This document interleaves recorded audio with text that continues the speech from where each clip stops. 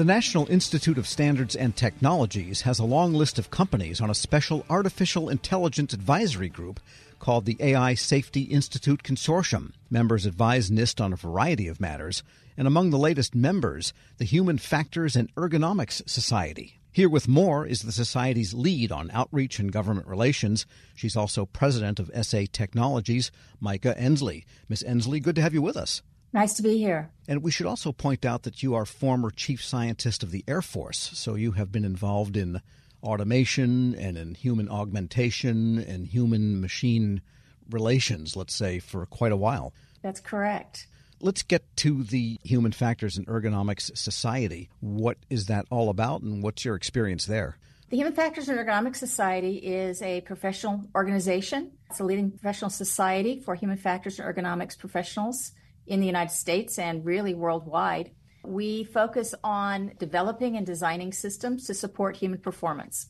That's really important in a lot of arenas, such as driving, flying, military systems, healthcare, any area where you don't want people making mistakes. It's really important to make sure that the technologies you're using, the systems that they're using, are designed in such a way that they're going to support the way people process information and make decisions, as opposed to systems which actually play to our weaknesses. So it sounds like artificial intelligence, which is widely touted as a way to augment human beings in their thinking and their decision-making, often in like adjudication or judgment situations, but maybe also in kinetic ones, like flying an airplane or driving a bus, has both potential to do a lot of good, but also maybe ruin things if you're not careful. Yes, I've been working on the role of artificial intelligence and how it affects human performance for about 35 years now, ever since we started looking at how we would put it into cockpits early on in a program called Pilot's Associate back in the 80s. And what we found was that while AI can perform certain tasks or do certain things, it also has the problem of putting people out of the loop, just like traditional automation does, when it makes you more removed from how the system is working and what's going on in that situation.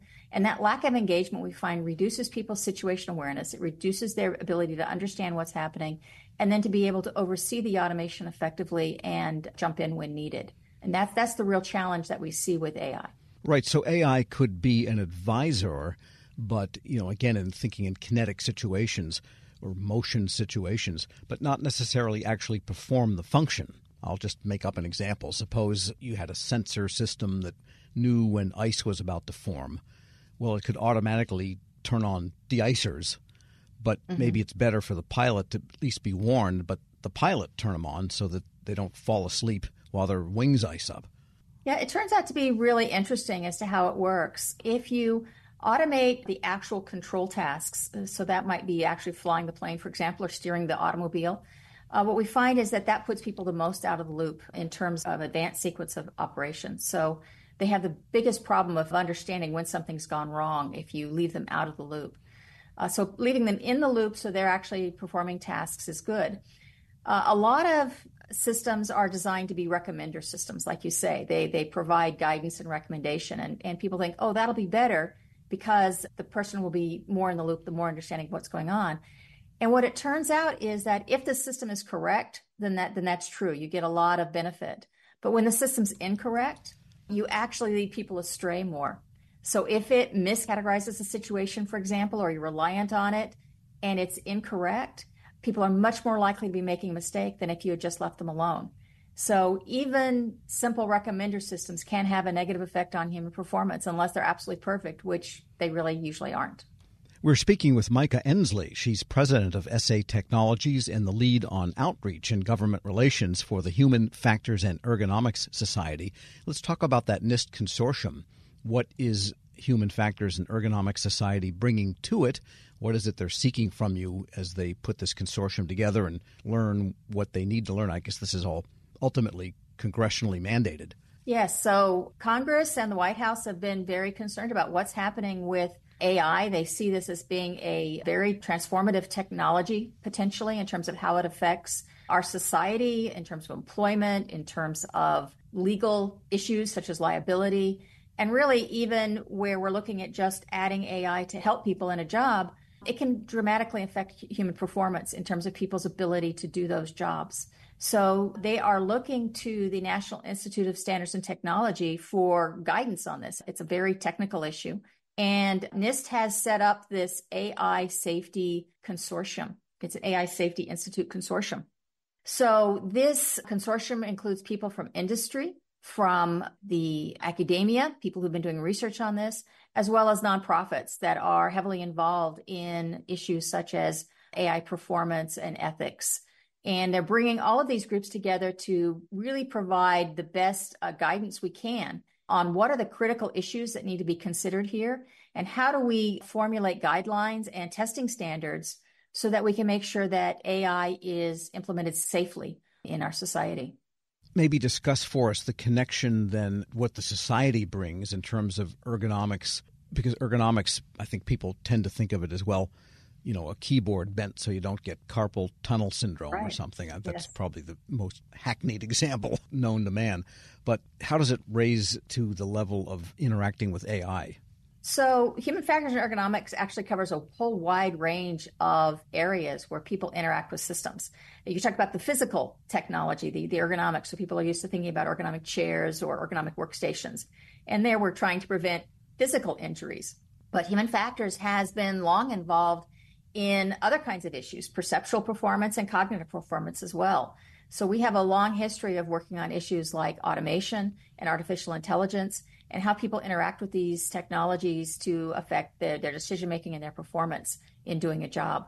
This goes back to World War II, when people were flying airplanes, and these airplanes were falling out of the sky, and they realized that, they hadn't really thought about how they needed to design the gauges and dials in the cockpit so that people could understand them and make very rapid decisions in complex, stressful situations. And that was really the birthplace of the whole human factors and ergonomics movement that has spawned, over a century of research now. Yeah, I remember once a truck manufacturer many years ago advertised the fact that all of the many gauges in a semi, it has a lot of dials, 0 or normal was the same relative position in all of them. So it's much easier to see when something's out of whack for the driver than if they're all kind of randomly placed, with 0 could be anywhere on the circle.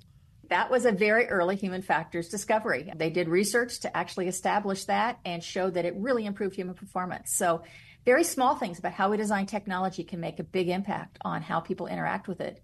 That's true of gauges, and it's true of things like artificial intelligence. So we're really focused on what we can do to improve the transparency and understandability of these systems, which it turns out is really important for how people interact with them.